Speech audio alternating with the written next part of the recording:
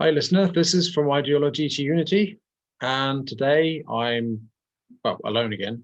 And I'm carrying on reading Mapping Out the Afterlife, or the chapter Mapping Out the Afterlife, in The Synchronicity Key by David Wilcock. The details will be in the description. Okay, so 7 different levels. Once we reach this point in the book, Dr. Newton begins discussing 7 different levels he discovered that souls move through in the afterlife. This was initially discovered by people describing the colors of their own energy bodies, as well as the colors of those around them. Level 1 was white, level 2, reddish yellow, level 3, yellow, level 4, dark yellow with traces of blue, level 5, light blue, level 6, dark bluish purple, and level 7, purple, which is very rare. Newton considers level 1 to be beginner, level 2, lower intermediate, level 3, intermediate, level 4, upper intermediate, level 5, advanced, level 6, highly advanced. One client referred to level 7 beings as the sages, whereas level 7 beings are the old ones, who are rarely seen and highly mysterious. There's an astonishing agreement between Dr. Newton's independent, hard-earned observations and what we read in the Law of One series about the 7 different densities, corresponding to the colors of the rainbow and the evolutionary level of beings we find there. Dr. Newton found that 42% of his clients were level 1, 31% were level 2, 17% were level 3, 9% were level 4, and only 1% were level 5. All right, so about this, I would say that they correspond or are analogous to densities, but not that they are the densities. It just seems like 7 is a number that repeats. It's more sort of synchronization or synchronicity. All right, wanderers. Not one of Dr. Newton's clients was level 6. He found that souls at level 5 were usually working in helping professions or working to alleviate social injustice in some form while living on Earth. They beam with kindness, composure, and stability, and are not motivated by self-interest. The lack of level 6 clients in Dr. Newton's practice may be because people at this advanced level would not normally seek out hypnotherapy. In the Law of One series, higher level souls, including those from 4th, 5th, and 6th density, do occasionally take on physical incarnations and are known as wanderers.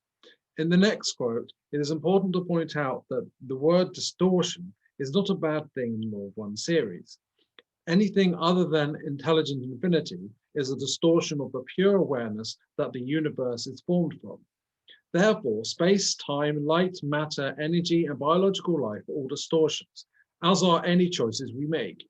Some distortions move us closer to unity, while others move us further away. The goal of all wanderers is to help us remember who we truly are. 12.26. Question. You spoke of wanderers. Who are wanderers? Where do they come from? Answer. Imagine, if you will, the sands of your shores. As countless as the grains of sand are the sources of intelligent infinity. When a social memory complex, bracket, a group soul, usually in 5th density or 6th density, close brackets, has achieved its complete understanding of desire, it may conclude that its desire is service to others with a distortion towards reaching their hand, figuratively, to any entities who call for aid. These entities, whom you call brothers or sisters of sorrow, move towards this calling of sorrow. These entities are from all reaches of the infinite creation and are bound together by the desire to serve in this distortion. Question. How many of them incarnate on Earth now? Answer. The number is approximate due to heavy influx of those birthed at this time due to an intensive need to lighten the planetary vibration. The number approaches 65 million. Question, are most from the fourth density? What density do they come from? Answer, few are from the fourth density. The largest number of wanderers, as you call them, are of the sixth density. The desire to serve must be distorted toward a great deal of purity of mind and what you call foolhardiness or bravery. The challenge slash danger of the wanderer is that it will forget its mission, become karmically involved, and thus be swept into the maelstrom for which it had incarnated to aid the destruction. Question, what could one of these entities do to become karmically involved? Answer, an entity which acts in a consciously unloving manner in action with other beings can become karmically involved. Question, do many of these wanderers have physical ailments in this third earth situation? Answer, due to the extreme variance between vibratory distortions of third density and those of the more dense, higher densities, if you will, wanderers have, as a general rule, have some kind of handicap, difficulty, or feeling of alienation, which is severe.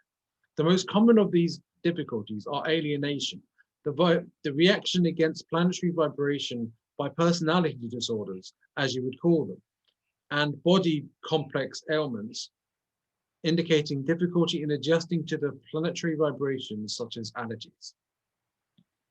Who do you think nature is? In the placement stage, we can also travel great distances from our original home base as we become intermediate and advanced level souls and venture into exotic locations. Pages 161 through 166 in Journey of Souls reveal a fascinating discussion about one client called the world of creation and non-creation. This is a three-dimensional physical world like Earth, in which biological life is just getting started. Souls begin visiting worlds like this once they reach level 4. If we extrapolate from the percentages in Dr. Newton's own client pool, 1 out of 10 people now on Earth is pursuing these activities in between lifetimes. One of Dr. Newton's clients named the planet these individuals were visiting Earth 2. These souls directly participate in designing the life forms that are growing on the planet they visit. Earth 2 happens to be larger and somewhat colder than Earth, with fewer oceans. Such planets are considered vacation spots, but our journeys there also serve a valuable purpose. We are learning to become co-creators of life itself.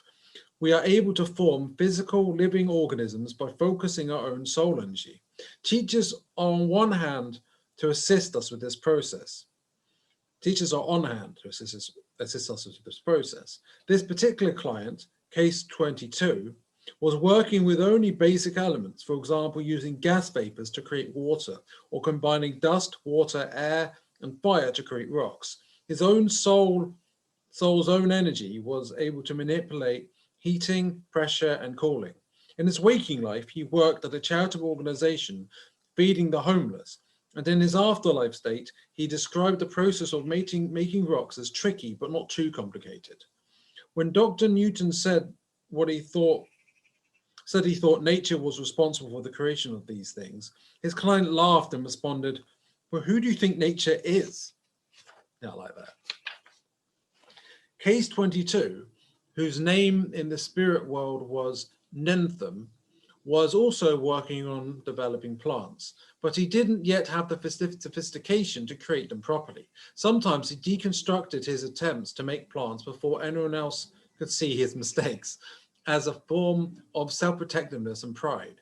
The reason for these mistakes was apparently that his energy was not applied delicately enough to combine the chemical elements to the desired results. Dr. Newton's research revealed that souls are not able to make real contributions to the development of living things until they reach level 5, though level 4 souls are the first to begin exploring this process of creation. Another client at level 5, known only as Case 23, was a woman in her mid-30s working as a substance abuse counselor. As it turned out, she was an old pro when creating life on many different Earth-type planets, and had already worked her way up through a variety of oceanic life forms. She said that the first biological life souls learn to create is microorganisms, and that this is very difficult to learn. Early in her career as a co-creator, she started out with very basic forms of oceanic life, such as algae and plankton, and worked up to more complex creatures such as fish over time. This prompted Dr. Newton to ask her a revealing question. Dr. Newton, a soul who becomes efficient with actually creating life must be able to split cells and give DNA instructions. You do this by sending particles of energy into protoplasm. S. We must learn to do this, yes, coordinating it with sun's energy. Each sun has different energy effects on the worlds around them. You know, I have to say, that sounds fascinating. I mean, like, as a soul, I find the idea of doing that, of developing life on a planet, fascinating. Like, it would sound like really fulfilling. Like, there is actually a YouTube channel that kind of it does a fictional account of on an exoplanet, like how life would develop, and something about it really captivates me. So, actually, I'm going to find out what that is, even though I'm sure they have more followers than me, so it's a bit pointless, but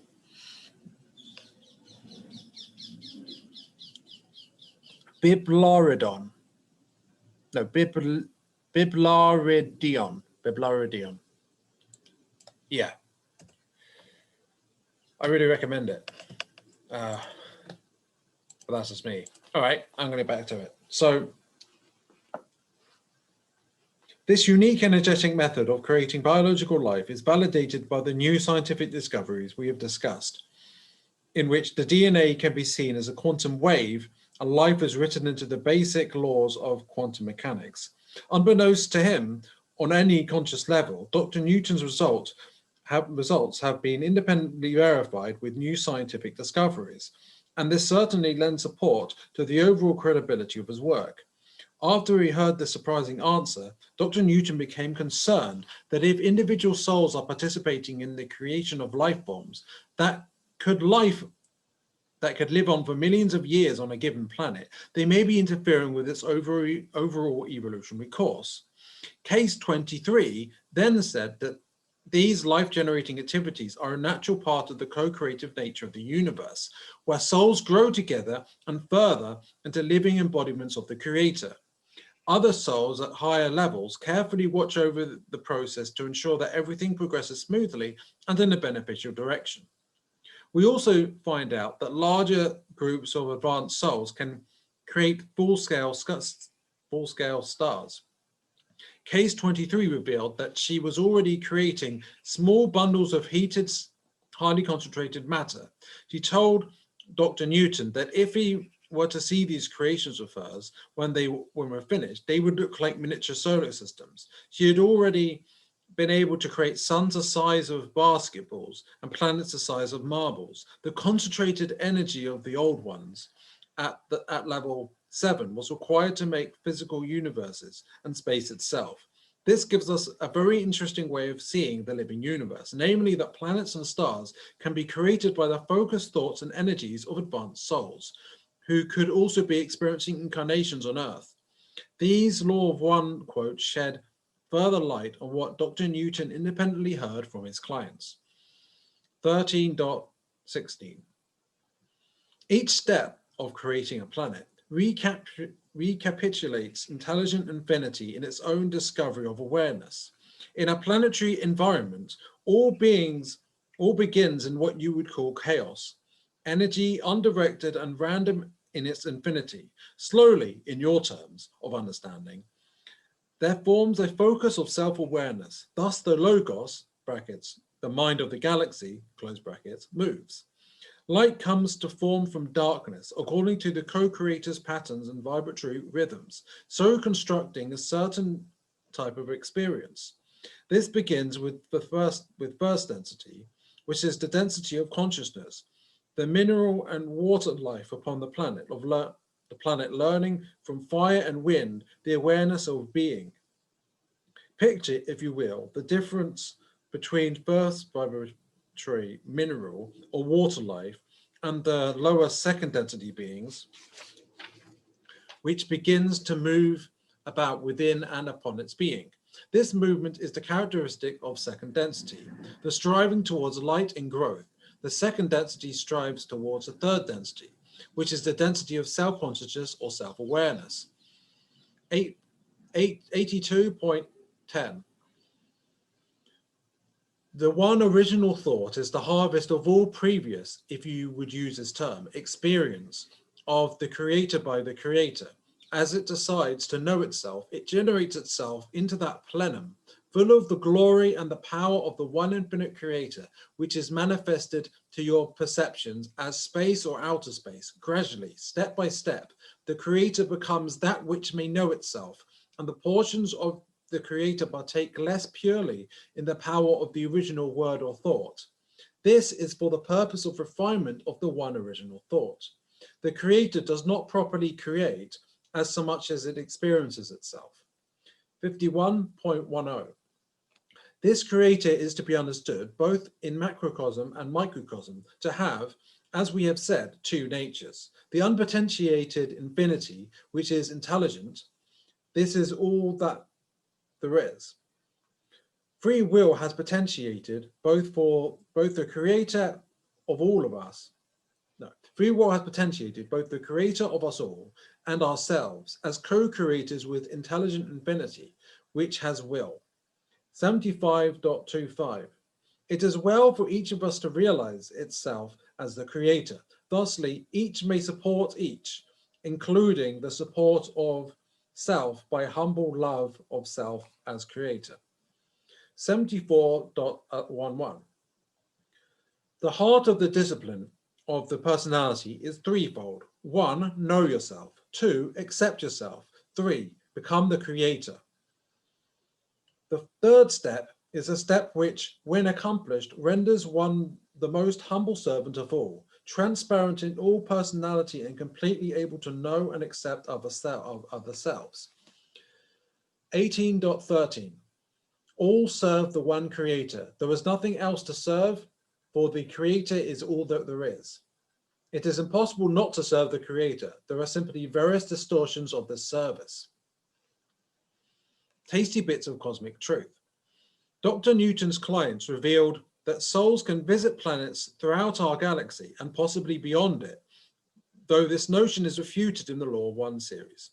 Many souls develop a fondness for certain planets and continue returning to them between incarnations. Most people are not able to bring back any clear memories of life on other worlds under hypnotic regression. Only the rare and advanced client is able to access this information. Dr. Newton speculates that mental blocks may be put in the place by our guide so that we do not recall information that would be beyond our ability to use and appreciate in a positive way. One mid-level client described his desire to take a break from life on Earth and reincarnate somewhere else. He was sent to a world of human-like intelligent beings who were quite different from us. They were small and thick-set and had chalk white faces that were incapable of smiling. They did not experience laughter like we do and were thoughtful and somber. The client ended up being quite outside his normal element, did not integrate well there, and decided to return to Earth after one incarnation. Natural stargates, or time doors, are also discussed at this point.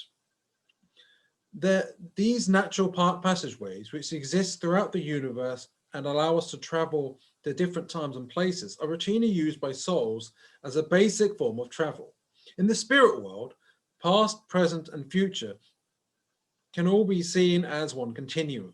Years can pass by as quickly as seconds, and events that occur during this time can be observed as if you were fast-forwarding a video.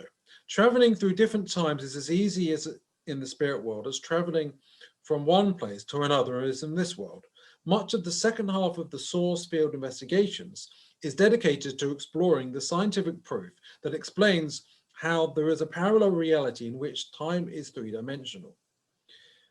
This, again, was based on the complex discussions in the Law of One series. Dr. Newton concludes that time and duration were both created so that we have an opportunity to experience evolution as souls at a given rate. If past, present, and future were all accessible at once, there would be no mystery, no surprise, and no challenge that would help us grow. Yet in the spirit world, it is very important for us to be able to perceive our greater reality from the overview perspective, so that we can find out where we keep repeating the same lessons from one lifetime to another, and design lessons in future incarnations that will help us work through these difficulties. Another interesting connection between Dr. Newton's research and the Law of One series is his discussion of spiritual substance in the afterlife. In Law of One terms, different planes of existence are measured not by dimensions, but by different densities of energy. These densities can be physically experienced in the afterlife as different levels of thickness. Dr. Newton's clients reported exactly the same phenomenon, observing different forms of spiritual substance as being lighter or heavier, thicker or thinner, larger or smaller. The cosmic heartbeat. One of Dr. Newton's clients named One of Dr. Newton's clients named Thece, or Thece, in the afterlife, described that the universe moves through cycles of expansion and contraction, and that this is mirrored directly in the Law of One series. And this, we are also told that there is no real center of the universe. It is all around us, can be found in any one location, and functions much like the beating of a heart. Both time and space are driven in these regular rhythms. Cycles, therefore, will occur throughout the universe at all different levels of size and duration, and are driven by a heartbeat-like pulsation. Again, this is exactly how the Law of One series describes the nature of reality. 27.6. Intelligent infinity has a rhythm or flow as of a giant heart, beginning with the central sun, as you would think of or conceive of this, the presence or flow inevitable as the tide of beingness without polarity, without finity, the vast and silent, all beating outward, focusing outward and inward until the focuses are complete. The intelligence or consciousness or foci have reached a state whereby their, shall we say, spiritual nature or mass calls them inward until all is coalesced. This is the rhythm of reality as you spoke. 27.13. Love is the greatest activator and primal co-creator of various creations using intelligent infinity. Love uses light and has the power to direct light in its distortions. Thus, vibratory complexes such as your human form recapitulate in the verse the creation in its unity, thus showing the rhythm or flow of the great heartbeat, if you will use this analogy. So I've got this idea that, so like the spirit body has like, I might be wrong, but I think the spirit body is the chakras, right? No, that's the energy body. The spirit body is something else. Okay, so the energy body is the chakras. It goes from red ray, orange ray, yellow ray, green ray, and the heart, blue ray, indigo ray, violet ray, right? And I'm wondering if the universe itself is a human being's energy body, or is a physical being's energy body on the octave above. Just an idea, because there's these different densities, and that all the universe is a manifestation of that on a different level, and that it manifests in different ways depending on what perspective of distortion you're observing from, because observation has a big impact on reality, and there is no correct perspective or scale because it's all fractal. It's just they're all true at the same time. All parts in space, all parts in scale, all parts in time are all a fabric that's constantly rewoven, right? That makes sense to me. So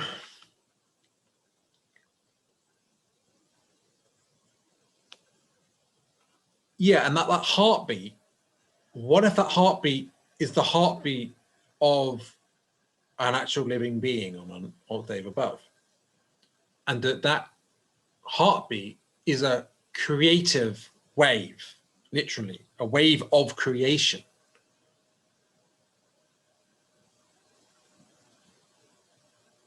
So, yeah. In the placement stage, souls may project themselves into various natural settings or life forms as a recreational or vacation type activity. Rocks can give a feeling of density. Trees can convey a powerful sense of serenity. Water can give a feeling of flowing cohesiveness. Butterflies can help the soul feel beautiful and free. And whales can help the soul feel powerful and immense. As enjoyable as the placement stage in our journey often is, sooner or later we have to get serious and plan out our next incarnation. In Dr. Newton's experience, souls do not gain the opportunity to stop reincarnating in physical bodies until they have reached at least the level of 5. Stage 7, life selection. Leaving the spirit world can be a horribly difficult process. You are now knowingly turning your back on the world of love, peace, wisdom, and blissful happiness to return to a world that can often be filled with suffering, pain, betrayal, and disappointment. Some souls resist this process for as long as they can and genuinely wish that they did not have to return, but sooner or later they must. Some souls move on to other worlds if the world they've been living on is no longer available to host physical human life. In law of one terms, once Earth is fully transitioned to the 4th density, estimated to be between 100 and 700 years after 2011, anyone who still needs third density incarnation for their evolutionary growth process will naturally end up moving to a new and different world. Case 24 reveals that he will not be returning to Earth in his next life. He plainly states that in the future, some Earth people will be moved to another planet, and the Earth has fewer people and is less crowded. Several of Dr. Newton's clients indicated that something like this will happen in our future. The concept of planet topping in Dr. Newton's work precisely validates what we read in the Law of One series about the shift from 3rd to 4th density, green ray life on Earth. It is also interesting to note that Newton observes every color in the rainbow spectrum appearing in his clients' souls fairly routinely, except for green, which is almost never seen. In Law of One terms, the Earth has to make a quantum leap into green ray level before any of its inhabitants can become activated, which is when souls fully transition into green ray density. We will begin this process in part 4. Higher level entities from blue ray and indigo ray can and do visit Earth as wanderers, usually to help out the planet while massively speeding up their own evolution as well.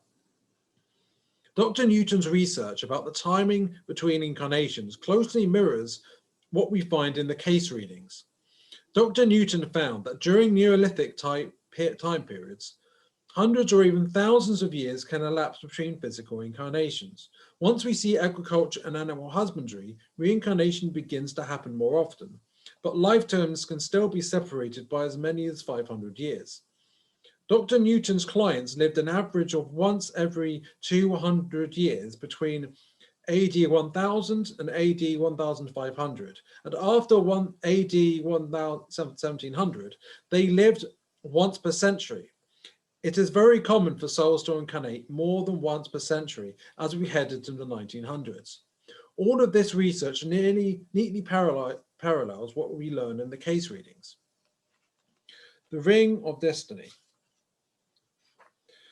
The main responsibility we have in the life selection stage is to reach a place that some of Dr. Newton's clients called the Ring of Destiny, which often appears as a sphere of bright light.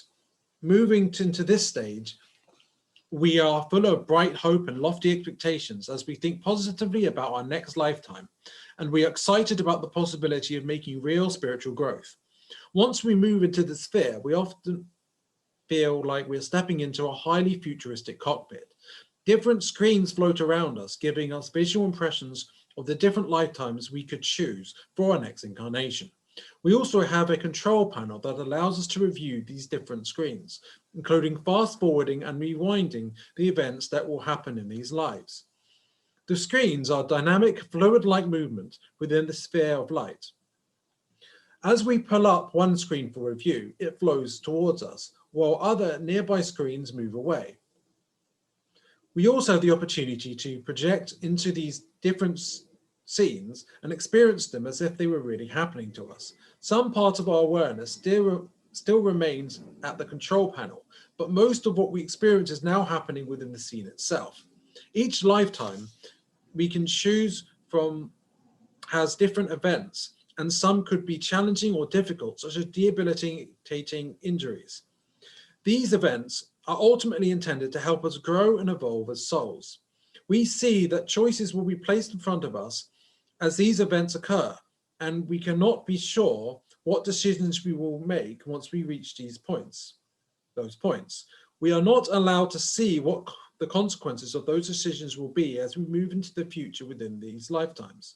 We may try to make guesses, but the future reality of those choices is not made visible to us for a very good reason. If we knew we could foresee the consequences of the events that will happen and the choices that we will make, there would be no real free will and learning experiences as we select a given lifetime.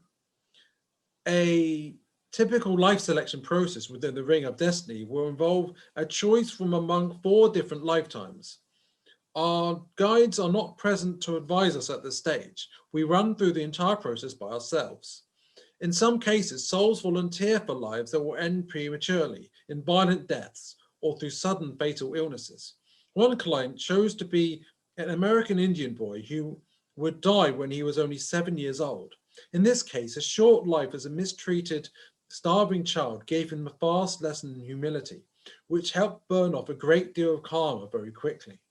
Another client chose to incarnate as the Dachau concentration camp, where at the Dachau concentration camp, with 3 others of her soul group, giving her the chance to comfort the children and try to help them survive. She accomplished her mission courageously, and she undoubtedly created a great deal of positive karma for herself in the process. Bear in mind that souls do not haphazardly choose missions like this. They will choose them only if they feel they are strong enough to handle them. These missions, of course, don't always go as planned, but the souls do go with the highest and best of intentions. Stage 8, choosing a new body. Dr. Michael Newton does not consider choosing a new body to be a separate stage, since this process also occurs within the Ring of Destiny life selection area. Nonetheless, a separate chapter is devoted to this aspect of the process we almost go through, and it heavily influences our decision-making process for whatever life we will choose. In this stage, on the screens that float around the cockpit-like area, we are presented with various bodies within which we can choose to incarnate. We can see how the bodies will look and feel, how they will function, and how they will think throughout the different levels of biological age we will experience. Each human body we see around us, no matter how it looks, is a product of a careful soul choice. A great deal of time and attention is paid to the specifics of each body. There is usually no such thing as a hasty decision. This is generally not the first time we have thought about the next body, and we often spend time deliberating which body we would choose in the early stages, and will talk the choice over with our guide and the people in our soul group. Dr. Newton found that most major injuries we go through in our lives are chosen at this stage, before we are born. Choosing a body involves a full awareness of what will happen to it throughout the given lifetime. Again, we are prevented from seeing exactly how these events will shape our personality. Each body has difficulties that come along with it, and we take our time and choose carefully. If we have recently come out of a life that was relatively easy and stress-free, we may well decide to come back into a body and life that will present us with many more challenges. Dr. Newton's research found that bodies with physical difficulties of various sorts almost always end up producing an acceleration of our spiritual evolution. Leth, the Viking cycle of karma.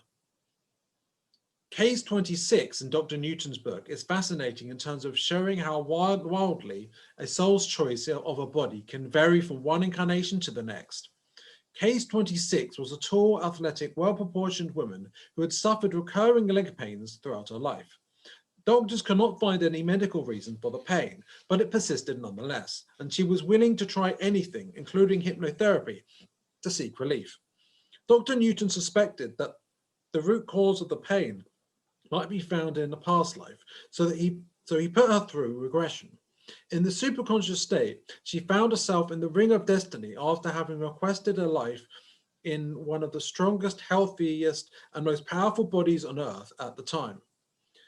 She had the choice between a Roman soldier who would have suffered through a hierarchical system of control, or a Viking named Leth, who would run free to do so as he pleased.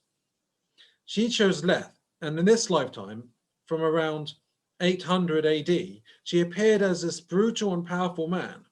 As a soul, she enjoyed this experience of the power of the body and all the material pursuits, including drinking, biting, pillaging, and sexual conquests. Leth never got sick and was unresponsive to physical pain. He would never get enough food, drink, fighting, plundering, and sex. Apparently, everyone in this era had similar behaviors and attitudes, so Leth did not stand out as an unusually aggressive or negative soul. Nonetheless, the infringements he caused to the free will of others came back around quite strongly. He may well have needed to wait several lifetimes until he was strong enough to balance the karma he created as Leth. This case also reveals that younger souls do not necessarily understand the law of karma. If they want to go into a life that will most likely involve hurting others, their guides will knowingly allow them to do so. They are offered the choices of new life situations and new bodies, but until they become more advanced, they may not realize that they are pre-programmed disasters that must happen in these bodies that are the direct result of the choices that made in early incarnations.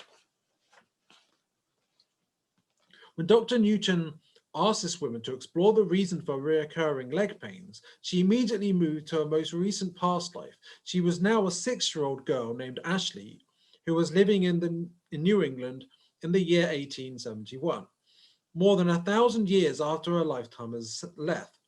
While Ashley was riding on a horse-drawn carriage that was heavily burdened with weight, she fell out. The wheels ran over her legs above the knees and crushed them.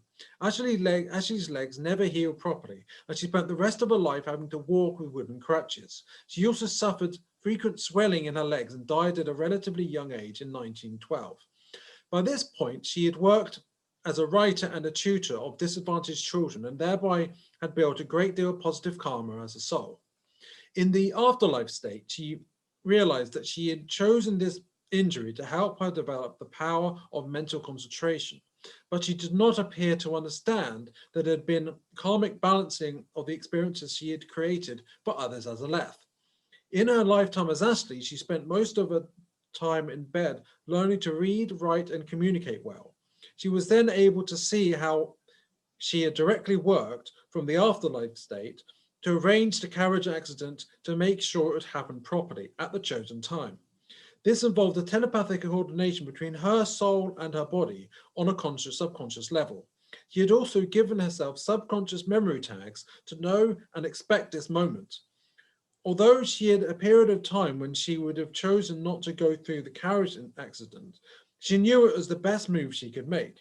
She had other options for other bodily injuries, but had specifically chosen this accident because it would limit her ability to walk. This would compel her to develop her mind more fully, since she had long periods of unbroken solitude. She made good use of this experience, with the sole problem being that she was slightly too indulged and pampered in that life. Dr. Newton was able to run her through desensitization exercises while under hypnosis that removed her subconscious memory of leg pain entirely. Later, she reconnected with Dr. Newton and happily revealed that her leg pain had never come back and she was routinely playing tennis. Dr. Newton also reveals that an energetic handshake of sorts must be made between the soul and the physical body. Without the influence of the soul, a person wouldn't be very interesting. He or she would be a fairly primal in nature and would be ruled by emotions. The soul can determine whether someone is an extrovert or an introvert, whether the person is emotional or intellectual, whether the person is rational or idealistic in nature. Many of our personality attributes carry over from one life to the next, but there are also personality influences that are a direct result of the body itself, its hereditary and its experiences. Some souls consistently choose to return as people who are critical, domineering, and cold, even though they will end up being fully accountable for the hurts they cause to others by their attitude and behaviors. Souls like this can offer a great deal of karma and growth experiences to others, and are often needed to help balance out their own debts. Some souls realize that they need to have people like this in their lives, people who are strong and tough, or else they will end up dominating and manipulating everyone around them. Souls with this dominant critical personality type appear to have greater difficulty than most in blending themselves with the human body and brain they have chosen in a given lifetime.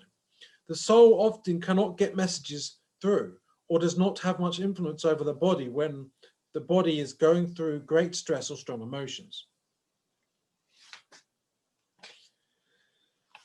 I tell you what, I'm actually running a bit short on time. I'll tell you what, I'll just keep going for a bit longer, but I'm going to have to stop because I don't have that much time. I've got an appointment coming up.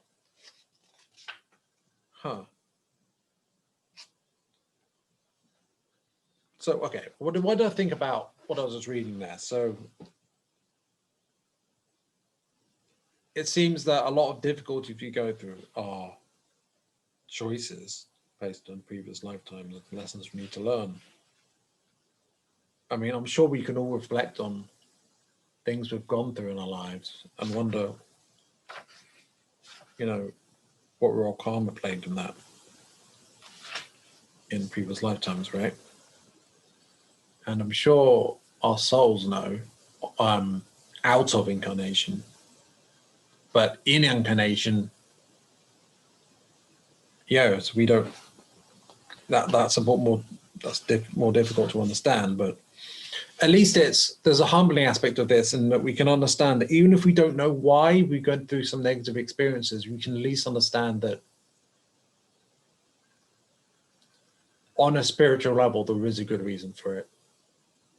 And it may be things, and we might be able to say, okay, maybe it was this I did in my lifetime or this I did in my lifetime, but really you can look back to a previous lifetime if you knew and reflect on it. You don't need to understand why. So it's a kind of sobering thing to consider. Anyway, so I'm going to carry on with the rest of the chapter another time, and that's going to be a shorter episode. That's going to be stage 9 and 10, and the rest of the chapter. So yeah, I hope you found it interesting. I'll put the details in the description. I found this really interesting. It's really illuminating. So